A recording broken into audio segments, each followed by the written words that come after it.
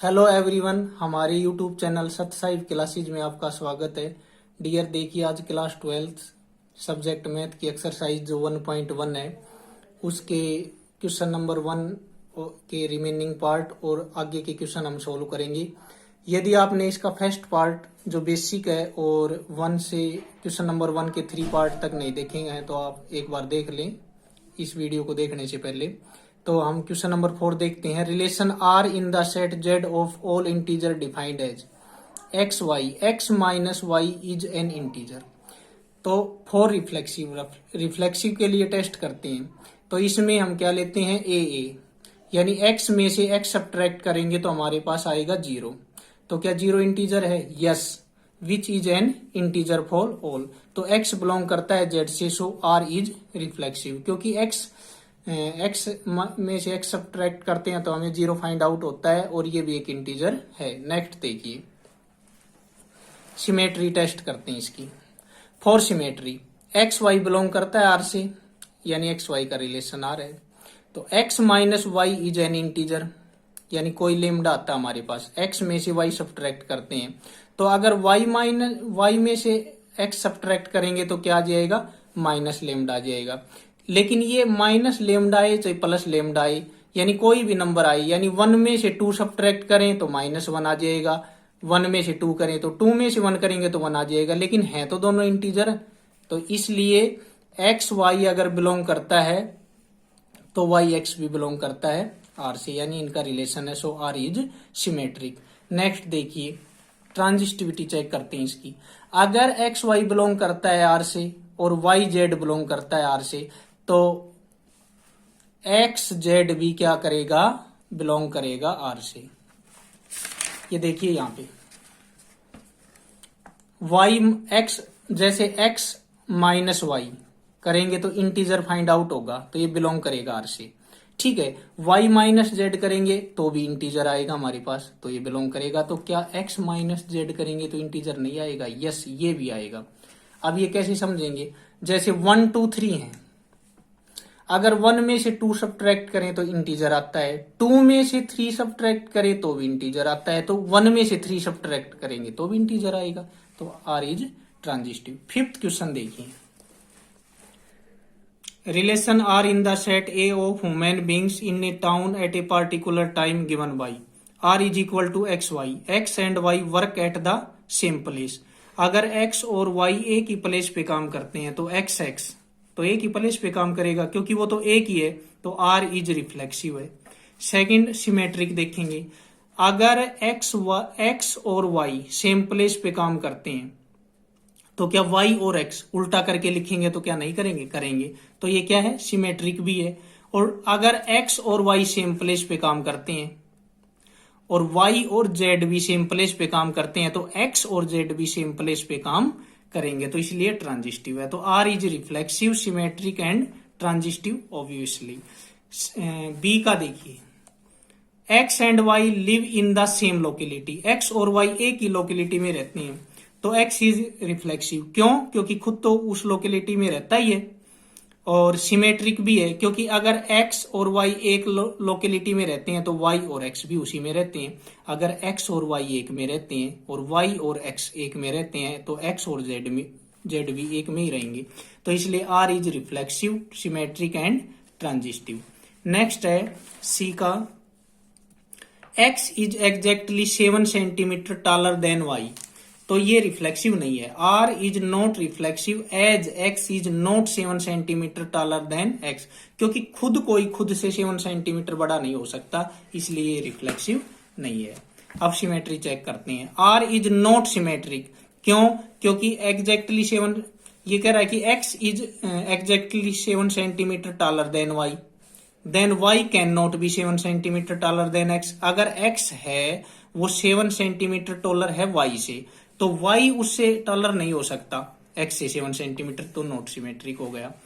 अगर x है वो 7 सेंटीमीटर बड़ा है, टॉलर है y से, और y है वो 7 सेंटीमीटर टॉलर है z से, तो ये क्या हो जाएगा? वो उससे 14 सेंटीमीटर बड़ा हो जाएगा, तो ये क्या होगा? ट्रांजिस्टिव नहीं होगा। अब नेक्स्ट है हमारे पास इसका फिफ्थ पार्ट। इसमें ये कहा है कि for reflexive here R is not reflexive. क्यों? क्योंकि इसने कहा है कि X is wife of Y, तो खुद की कोई वाइफ नहीं हो सकता, तो इसलिए आर इज नॉट रिफ्लेक्सिव। फिर कहा है कि अगर X is not wife of X for symmetry, symmetric test करते हैं, इसके अंदर क्या होगा कि R is not symmetric as it if X is wife of Y then Y is husband of X. यानी ये कह रहा है कि अगर एक्स वाई की वाइफ है तो वाई क्या हुआ, वो क्या एक्स की वाइफ हुई? नहीं, वो उसका हस्बैंड हो गया, तो इसलिए ये सिमेट्रिक नहीं होगा। अब ट्रांजिस्टिव में कॉन्ट्राडिक्शन आ जाता है यहाँ पे। क्यों? क्योंकि अगर एक्स है वो वाई की वाइफ है, तो वाई है वो जेड की वाइफ हो ही नहीं सकती, तो यहीं पे खत्म होता है। इसलिए इसको ट्रांजिस्टिव हमने मान लिया, क्योंकि ट्रांजिस्टिव इज नॉट कॉन्ट्राडिक्शन। इस केस के अंदर एक्स वाई और वाई का जेड से, तो एक्स का जेड से कोई रिलेशन बनता ही नहीं है, यहीं पे खत्म हो जाता है। अब नेक्स्ट हमारे पास ई, तो ई का जो है उसके अंदर है X Y, X is father of Y. अब आप बताइए कोई किसी का खुद का फादर हो सकता है क्या? मैं मेरा ही फादर हो सकता हूं? नहीं, तो इसलिए ये क्या है? Not reflexive. अब ये सिमेट्रिक भी नहीं है। क्यों नहीं है? क्योंकि मान लो अगर एक्स है और वो वाई का फादर है, तो क्या वाई एक्स का फादर हो सकता है? नहीं, क्योंकि वो तो उसका फिर सन हो गया, तो इसलिए ये सिमेट्रिक नहीं है।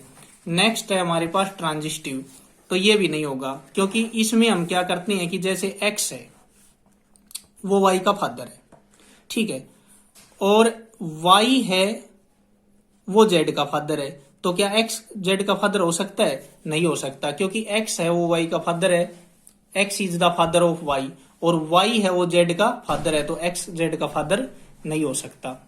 तो ये भी क्या है? ये नॉट ट्रांजिस्टिव। सेकंड क्वेश्चन देखिए, show that the relation R in the set R of real number, यानी इसमें रियल नंबर आएंगे, defined as R is equal to a b, a less than और equal to b square is neither reflexive nor symmetric nor transitive. ये show करके बताना, आप ध्यान रखेंगे, नाइदर, न तो ये रिफ्लेक्सिव है, न सिमेट्रिक है, न ट्रांजिस्टिव है। तो ये देखो, जैसे हम ये चेक करते हैं इसका रिफ्लेक्सिविटी, तो 1/2 लिया और लेस देन इक्वल टू 1/2 का स्क्वेयर, तो अगर 1/2 क्योंकि ए बिलोंग करता है रिफ्लेक्सिविटी में रिलेशन से, तो अगर 1/2 का स्क्वायर लेते हैं तो 1/2 इनसे लेस देन होना चाहिए 1/2 के स्क्वायर से, तो ऐसा नहीं हो रहा, तो ये नॉट ट्रू, तो ये नॉट रिफ्लेक्सिव हो गया। सिमेट्रिक में देखते हैं, जैसे मान लो हमारे पास है -1 है वो लेस देन और इक्वल टू क्या है? 3 के स्क्वायर से, जैसे कंडीशन हमें क्वेश्चन में दी गई है। तो ये हो जाएगा, अगर 3 है वो लेस देन इक्वल टू -1 के स्क्वायर से हो सकती है, तो -1 और 3 आ जाता है हमारे पास, ठीक है। लेकिन 3 माइनस, जैसे -1 और 3 आ गया हमारे पास, तो अब 3 और -1 भी होना चाहिए, लेकिन ये इसका रिलेशन नहीं बनता, तो सो आर इज नॉट सिमेट्रिक, क्योंकि इसने कहा है कि अगर ये है ये लेस देन होना चाहिए। देखो यहाँ पे क्वेश्चन में क्या कहा गया है कि ए है वो लेस देन और इक्वल टू बी स्क्वायर से ए है वो या तो इसके बराबर हो या छोटा हो, तो यहाँ पे ये छोटा आ गया, तो यहाँ पे भी छोटा होना था ना, तो ये नहीं हो पाया, तो इसलिए रिफ्लेक्सिव सिमेट्रिक नहीं है। अब हम देखते हैं कि इसकी ट्रांजिस्टिविटी चेक करते हैं, तो ट्रांजिस्टिविटी में है हमारे पास 2 है, जैसे 2 है लेस देन और इक्वल टू -3 के स्क्वायर से, क्योंकि -3 का स्क्वायर अगर हम करते हैं तो 2 या तो इसके बराबर या इससे छोटा ही आएगा। अब हम लेते हैं -3, तो -3 को हम अगर 1 के स्क्वायर से लेस देन और इक्वल टू करते हैं तो ये हो जाता है, 2 कंडीशन हो गई। लेकिन यदि यानी 2 है ये -3 के स्क्वायर से लेस देन है, -3 है ये 1 के स्क्वायर से लेस देन है, तो 2 है तो ये इससे के स्क्वायर से भी तो लेस देन होना चाहिए, लेकिन ये ऐसा नहीं होता, क्योंकि 2 है ये बड़ा रह जाता है 1 के स्क्वायर से, तो ये नॉट ट्रांजिस्टिव होगा। नेक्स्ट देखिए 3 number question, check whether the relation R defined in the set 1 2 3 4 5 6 as A B अब बी फाइंड आउट होगा a प्लस 1, यानी a की वैल्यू आप 1 रखेंगे तो 2 आएगा, 2 रखेंगे तो 3 आएगा, 3 रखेंगे तो 4 आएगा। और सेट का रिलेशन है 6, इससे अधिक आप जा नहीं सकते। आप बताइए रिफ्लेक्सिव, सिमेट्रिक और ट्रांजिस्टिव। तो ये हो जाएगा a में 1 2 3 और r इनका रिलेशन, ये रिलेशन बनेंगे 1 2 2 3 3 4 4 5 5 6 कर बनेंगे, क्योंकि यहाँ पे हम रखेंगे a की इज इक्वल टू 1 तो ये 2 आ जाएगा, 2 रखेंगे तो 3, इस तरह से 6 से अधिक नहीं रख सकते, क्योंकि यहाँ 5 रखेंगे तो 6 हो जाएगा। 6 नहीं रख सकते क्योंकि 6 रखेंगे तो 7 होगा, 7 इसमें है नहीं रिलेशन में। तो इसलिए अब आप इसमें देख लो, क्या ये रिफ्लेक्सिव है? नहीं, क्योंकि रिफ्लेक्सिव तब होता जब 1 का 1 से होता, 2 का 2 से, 3 का 3 से, ऐसा कुछ नहीं है। अगर 1 2 बिलोंग करता है R से, इनका 1 2 का रिलेशन R है, तो 2 1 भी होना चाहिए, लेकिन ऐसा नहीं है तो नॉट सिमेट्रिक। अगर A भी बिलोंग करता है R से और BC भी बिलोंग करता है R से, तो AC भी बिलोंग करना चाहिए। तो इसके अंदर क्या है कि R इज ट्रांजिस्टिव, यानी 1 2 का रिलेशन है तो 2 3 का रिलेशन है, तो इसके अंदर क्या होना चाहिए? 1 3 का भी रिलेशन होना चाहिए। लेकिन इसमें पहले ही हमें पता चल रहा है कि ए बी का रिलेशन है तो उसका 1 2 का रिलेशन है, तो 2 3 का रिलेशन है तो 1 3 का भी होना चाहिए। तो 1 2 का है तो 2 3 का है, तो 1 3 का रिलेशन इसके अंदर नहीं है, तो ये क्या आ जाएगा? Not transitive. ठीक है, अब देखिए नेक्स्ट 4 पार्ट। इसके अंदर है show that the relation R in the defined as R A B less than equal to B is reflexive and transitive but not symmetric. तो जो ए की वैल्यू है वो बी से या तो छोटी हो या उसके इक्वल हो, तो क्या रिफ्लेक्सिव होगा? तो ये रिफ्लेक्सिव हो जाएगा। क्यों?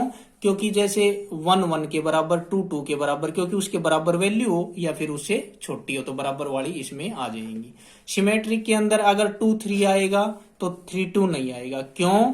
क्योंकि a की वैल्यू या तो इसके बराबर होनी चाहिए, तो 2 के बराबर 2 आ जाए, 3 के बराबर 3 आ जाए, या a की वैल्यू छोटी होनी चाहिए, तो अगर कम होनी चाहिए, तो अगर 2 3 का है तो 3 2 बनेगा, तो ये बड़ी हो गई ना ये वैल्यू आपकी 3, तो इसलिए ये नॉट सिमेट्रिक है। ट्रांजिस्टिव में ए भी बिलोंग करता है आर से, बी सी करता है आर से, तो ए सी भी करता है, तो ये क्या हो जाएगा? ट्रांजिस्टिव हो जाएगा।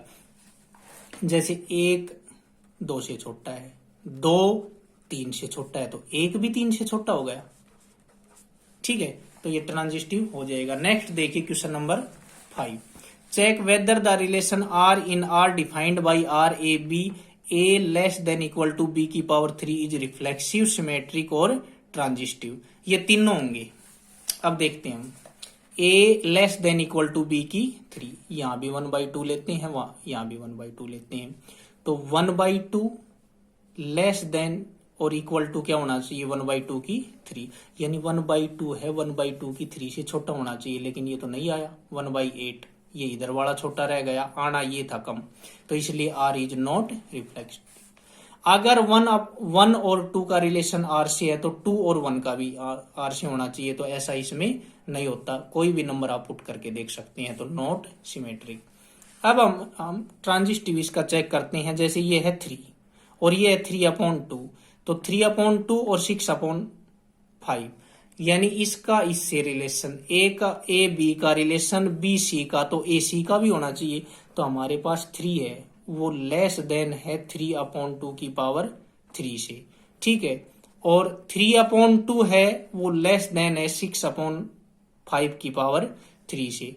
तो इसलिए ये 3 और 6/5 का रिलेशन भी बनना चाहिए, लेकिन जब आप इसको सोल्व करके देखोगे तो ऐसा रिलेशन नहीं होता, क्योंकि 3 है वो ग्रेटर देन आता है 6/5 की पावर 3 से। तो ये क्या हो जाएगा? Not transitive.